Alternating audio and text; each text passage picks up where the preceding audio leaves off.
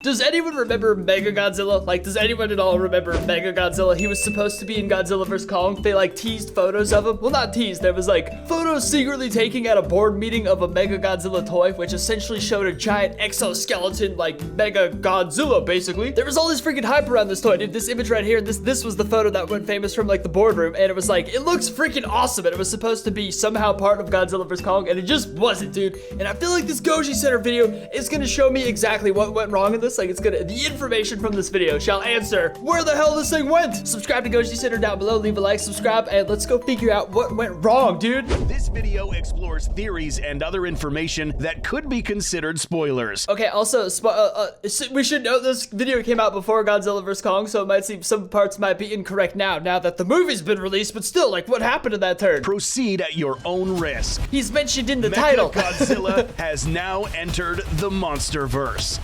That's right, folks. This universe will now feature giant mechanized monsters that will rival and wage a new war on the Titans. What a beautiful time for society. With this right here, the reflection, like, oh my god, this is such an exciting time to be a human. Today, we will be taking a close look at Mechagodzilla and discovering its origins, functionality, and combat abilities, and finding out if there will be more mechanized or even cyborg Titans in the future. Oh my god. So be sure to stick with us to the end as we uncover the mysteries of the ultimate Titan destroyer.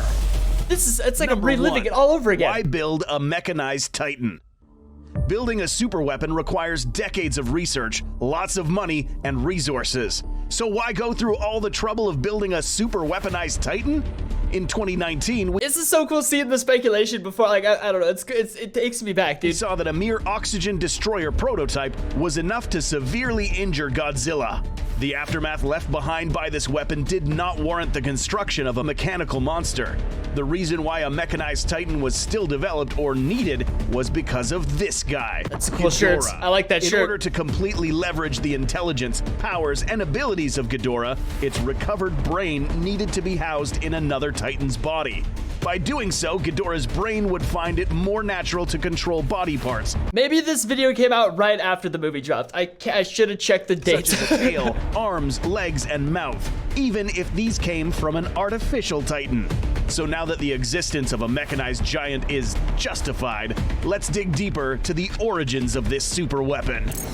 Number 2, who is behind This is Mechagodzilla? exciting. There are two main conflicting theories regarding the origins of Mechagodzilla. Okay, never mind. This is definitely before the movie came out. The first and most popular theory states that Apex is the organization behind the creation of this mechanized Titan. Whoever thought that was so correct. This machine could have been instigated by the events that occurred in 2019 after Ghidorah commanded the Titans to destroy densely populated areas. This sparked an exponential increase in technological advancement, which led to the successful creation of Mechagodzilla. In the film Godzilla King of the Monsters, the end credits dropped a clue on who was also involved in the creation of mechanized Titans. A certain individual known as De La Rosa claimed that Monarch was developing mechanized giants in Skull Island, and even going as far as playing God and engineering their own organic Titans. What? So who is behind the creation of Mechagodzilla? The real answer is Ren Serizawa. We do know that Ren is a scientist who sided with Apex while spearheading Mechagodzilla's development. The mech's main base, located in Victoria's Peak, could be the location of its command center. But was Ren part of Monarch prior to his father's death? Possibly. The switch probably happened when he received news of his father's sacrifice, setting the stage for a story of revenge against the G-Man. Wait, that's bananas, dude. Wanted to kill Godzilla's dad, died reviving Godzilla. That actually, the contradictions there bothers the turd craps out of me. But how will the mech attempt to try and kill the real Godzilla? With his face! Number 3, how does this Titan function? Goji Center sounds so much younger. Made by the latest technological advances, this weapon was built to resemble and behave like the most powerful Titan in the MonsterVerse, Godzilla. During the events of 2019, Titans from around the planet were causing massive amounts of devastation in populated areas. The only force that could put a halt to the destruction was an alpha frequency, which was emitted by either the current Alpha Titan or the recently developed Orca device. It was a good strategy, the Mechagodzilla. It was. Compete against the current Alpha without a similar capability. This method of assimilation is known as biomimicry. This is the practice of looking for solutions to challenges by using paradigms found in nature. Dude, this is, I swear to God, I learned more from Goji Center videos than I ever did in high school. I never really paid this much attention in high school, in all fairness, but they didn't mention Godzilla once. A good example of this can be found in the development of the Northrop Grumman B-2 Spirit stealth bomber, which was built to resemble the Peregrine Falcon's stealthy aerodynamics. That's so classy. The Argo jet seen in 2019 was also very likely developed using this methodology. Yeah, it looks like a giant How stealth is this bomber. machine controlled? Images showcasing the insides of the mech command center There's the legend who's gonna be directing Godzilla vs. Kong 2 as well. Oh my God, look at it. Oh my God, I'm getting too excited. reveal that this Titan is controlled using Ghidorah's brain. Using this information, we can build a close reconstruction of Mechagodzilla's command center. Wow, they were so This on point. hub is encased in Ghidorah's 60-foot-long skull, which houses a device that transmits signals from a headset to Ghidorah's brain, and amplified to reach Mechagodzilla via psionic output. The word psionic refers to the paranormal transfer of information and emotions through a telepathic medium. I hope Sarazawa's kid had a kid so bad before he died. Actually, if that's how the bloodline just ended right there, I'm gonna be really sad. Knowing this, we can assume that I never thought about it. Mechagodzilla is controlled not only by Ghidorah's brain, but also by a human. This individual would, in a way, co-pilot the mechanized Titan with Ghidorah. Wow, they really got Freaky is it. that? We are again entering the realm of speculation, but if true, human commands would be converted into kaiju combat maneuvers and then transmitted to Mechagodzilla. It's insane how freaking correct this video is, dude. These guys were on point. Oh my This God. individual would most likely be someone with some considerable amount of combat experience. If Mechagodzilla were to stand against two Titans in hand-to-hand combat, this mech would have to be piloted by somebody with high combat If ability. Mechagodzilla do, actually, he Remember uses that weapons pretty well. Mechagodzilla is not only capable of defending itself at close range, the pilot in control of Mecha G would have an arsenal of high-tech weaponry at its disposal. But what does this combination of long and short-range weaponry consist of? Number 4. What is I can't believe how correct it all Mechagodzilla was. equipped with? Mechagodzilla's most significant set of weapons can be found in these locations, both on its forearms and tail. These massive forearms are equipped with 4 claws that can grip and possibly pierce into another Titan.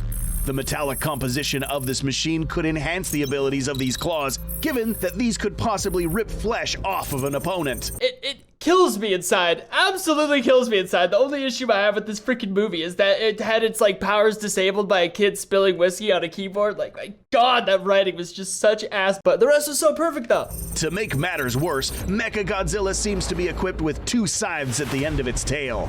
In 2019, Ghidorah seemed to have exceptional control of his tail's articulation points. Now it will be able to use a mechanized tail as a weapon.